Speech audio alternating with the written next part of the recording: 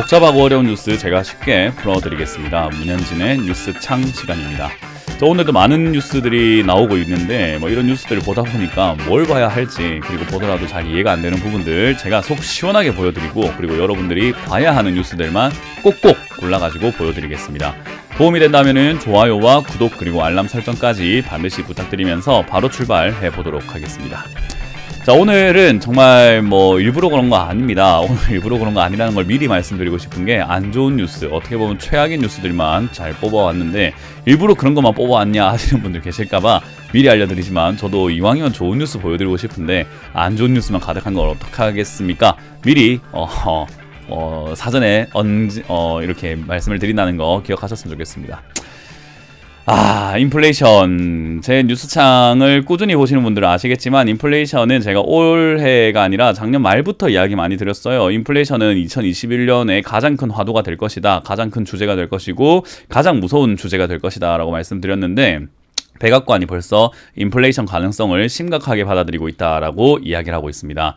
아무래도 재무부 장관 입장에서 인플레이션이 자꾸 온다면 통화 가치가 떨어져서 오는 거기 때문에 이건 문제가 있는 거거든요. 우리가 수요 공급에 있어가지고 공급이 줄어들고 수요가 늘어나서 이렇게 생기는 거라고 한다면은 판매를 하면 되니까 공장도 늘려버리면 되고 하면 되는데, 지금 수요가 늘어나고 있는 상태는 아닌데도 불구하고 물가만 올라가기 때문에 기업들이 돈을 벌고자 공장을 짓거나 뭔가 설비 증설을 하기에는 이건 말이 안 되는 거잖아요. 그렇기 때문에 이 인플레이션은 좋은 게 아니다라고 받아들이고 있죠. 그래서 상당히 심각하게 받아들이고 있다. 그래서 이거를 가지고 일시적이지 않고 좀 지속적일 것인가에 대해서 논의가 굉장히 많이 되고 있는 것 같아요. 일시적이라고 한다면은 그냥 잠깐 왔다가 가겠지, 됐어, 그냥 버티면 될 거야 라고 하면 될 텐데, 만약 지속적으로 오게 된다면 이거 굉장히 빠르게 올 수 있거든요. 그래서 그런 부분들 때문에 이제는 인플레이션을 좀 심각하게 받아들이고 있다라는 이야기 나오고 있고요. 그래서 인플레이션 톤이 변하다 보니까 연준, 야, 너 금리 인상 안 한다고 안 했니? 테이퍼링 안 한다고 안 했니? 인플레이션 별거 아니라고 했잖아. 그런데 톤이 변하니까, 야, 이거 별거일 수도 있겠는데, 문제가 커질 수도 있겠는데 하면서 사람들이 이제는 주식을 집어 던지기 시작을 하죠. 매도가 굉장히 많이 나오고 있다 생각이 듭니다. 어떻게 보면은 공포 물량이 나오고 있는 건가, 패닉 물량이 나오고 있는 건가 생각할 수 있는데, 저는 그렇지 않다라고 봅니다. 패닉과 공포의 물량이라기보다는 세력들 또는 흔히 말하는 돈이 있는 사람들이 개인 투자자들에게 이제 물량을 넘긴다라는 생각을 좀 많이 하고 있어요. 그래서 저는 이 시기에서 우리가 신규 매수, 추가 매수 하지 않는 게 좋다 생각이 들고, 이번 주 월요일이죠. 월요일 5월 8일 들어가자 말자, 5월 8일 아니었나요? 5월 10일 들어가자 말자 여러분들께 말씀을 드렸어요. 지금 주식 매수할 때는 아닌 것 같습니다. 현금화를 80%까지 좀 공격적으로 해야 되겠습니다 라고 이야기했는데, 그날 많은 분들이 비난을 했어요. 그러나 저는 제 소신껏 말씀을 드렸거든요. 이거 아닌 것 같다라고요. 근데 많은 분들께서 에이, 뭐가 아니야 했는데 지금 좀 상황이 좀 안 좋게 흘러가고 있죠. 그래서 역시나 인플레이션에 대한 이야기가 자꾸 변하고 있고요. 레이 달리오라고 하는 분이 있습니다. 세계 최대 헤지펀드 이제 투자를 하고 있는 분인데, 레이 달리오라고 하는 분이 정부 지출이 너무 심하다, 그래서 인플레이션을 촉발하고 있고 달러 가치가 너무 떨어지고 있으니 인플레이션 앞으로 점점 심해질 것 같다. 그렇다는 말은 지금 자산 너무 버블이 심하다, 그래서 이 버블은 조금 위험하다라고 이야기까지 하고 있는데, 사실 지금 이 상황에서 인플레이션이라고 하는 부분이 자연스럽게 와야 되는데 그게 아니다 보니까 자산시장에 버블이 심하다라는 것은 저도 동의하는 바이거든요. 그래서 저도 이제 자산시장에 투자하는 것을 조금 자제해야 된다, 비중을 좀 줄여야 된다라고 말씀을 드리고 있고, 리스크가 언제 어디서 어떻게 갑자기 튀어나올지 모르는 거니까 좀 조심스럽게 비중을 조절하면서 투자하시는 것이 가장 올바르다. 그래서 어떤 분들은 현금화를 너무 일찍 하는 거 아닙니까? 라고 했지만, 저는 현금화를 해놓은 상태에서 주식을 해야지, 그게 아니면 지금은 대응하기가 영 어려울 것 같다라고 설명을 해드렸던 거죠.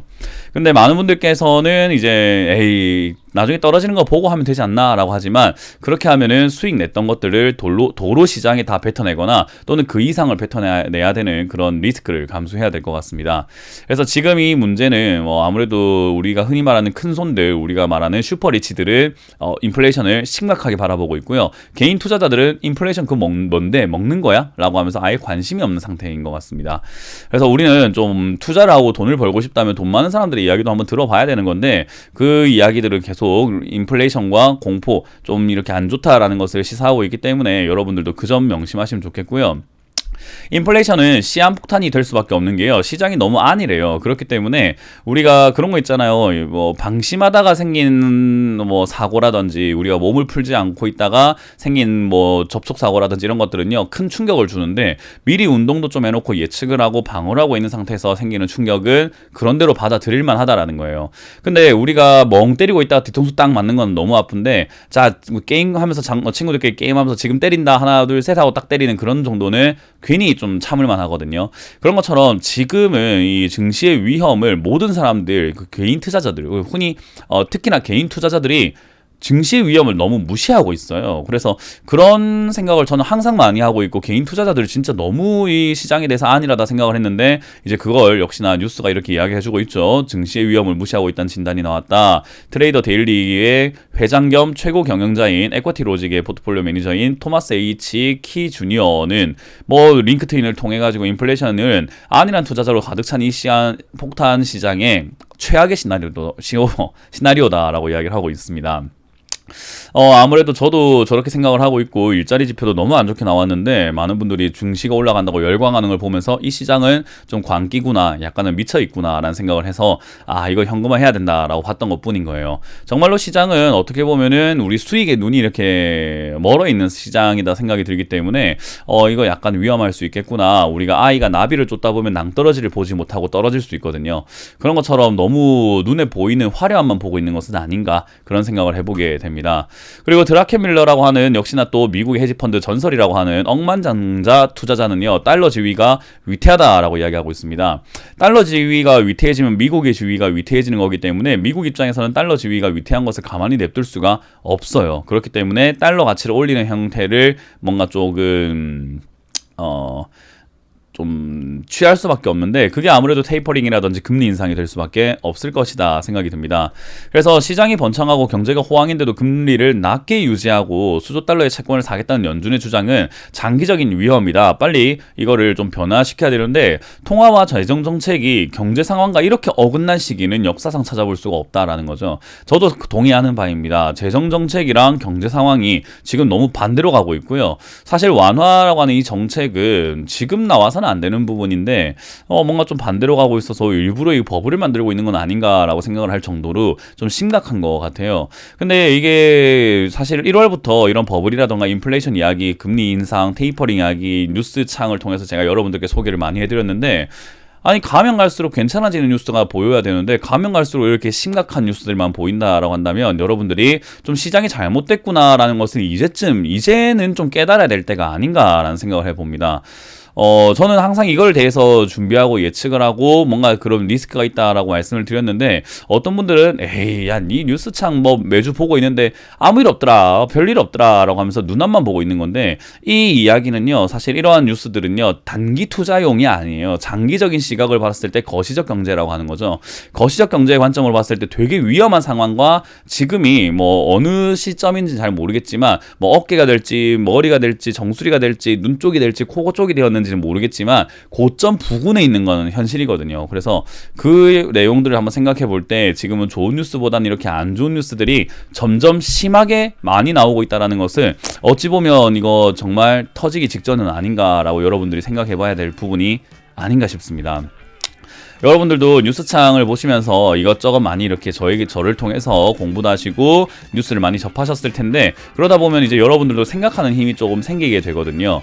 뭐 누구 말이 맞다 틀렸다 보다도 어느 쪽이 더 설득력이 있느냐를 선택을 하셔가지고 설득력이 있다라고 생각이 드는 쪽이 있다면 확신을 가지고 행동으로 옮겨야 투자를 할 수 있는 겁니다. 생각만 하고 있다고 투자가 되는 건 아니죠. 그래서 이쪽이 맞는 것 같아 라고 하면 현금화를 하는 거고 아이 저거 틀린 것 같아 난 이쪽이 맞는 것 같아 하면은 공격적인 투자를 하는 건데 여러분들이 어떤 선택을 하든지 여러분들의 선택이기 때문에 존중합니다만은 저는 개인적으로 리스크를 좀 막아보고 싶습니다. 그래서 여러분들께 항상 현금화에 대한 중요성 강조해드리고 있으니까요. 그 점 참고하시고 투자에 임해주시면 좋을 것 같네요. 자 이렇게 오늘 마쳐보도록 하겠습니다. 지금까지 문현진의 뉴스창 시간이었습니다. 고맙습니다.